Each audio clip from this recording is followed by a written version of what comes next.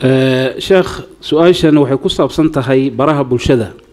iyo internetka iyo facebooka iyo messengerka iyo khatartu leeyahay طبعا gabadha wuxuu weydiinaysaa assalaamu calaykum sheekh gabdhaha xaaska ah oo nimanka ka shukaansada khadka maxay diintu ka qabtaa waa ceeb weyn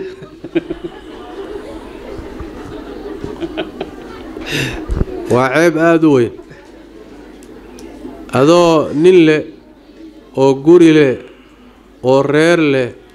oo nin cismadiisa ku jira inaad shukaansi kala gashaay waa dembi aad u weyn inaad internet ka gasho iyo inaad toos u gashana waa isku mid soo maa inaad derbiga gadaashiisa shukaansi ka samayso iyo face to face inaad u samaysaay waxba kuma kala duwana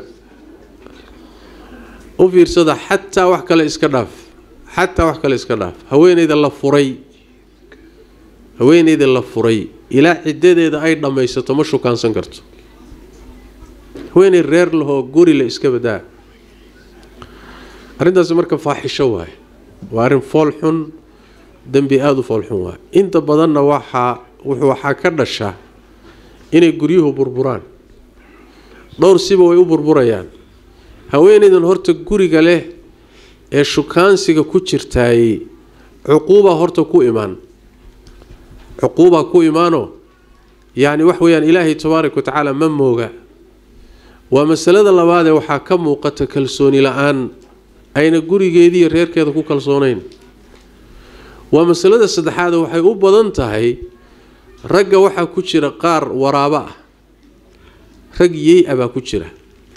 oo meeshan internetka balaayoo dhan baa dhex fadhida sidii hadda ka horba dhacday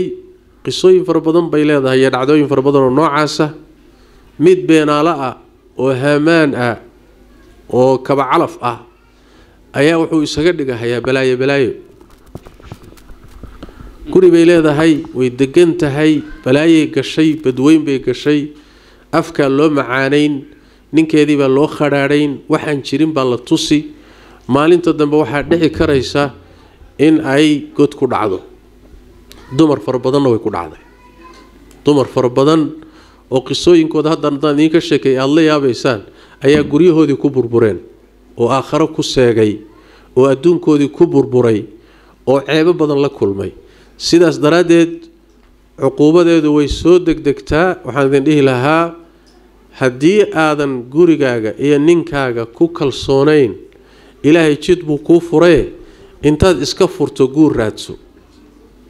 soo maa haddii kaleetana guri baad leedaho reer baad leedahay alxamdulilah intaad tidhaahdo waxba kaama maqnee meeshan qashinqubka ah ee balaayow dhan ku dhex jirta waxba kaagama maqnee iska daa waa arrin aada u foolxunoo xaaraan ah weliba dembi aada u culusa waaye guryo badanna waa ku burbureen dhib badanna waa ka dhashay waana aafaadka ay leedahay internetku soo kordhiyey ayay ka mid tahay marka ilaahay laga boqo wallahu aclam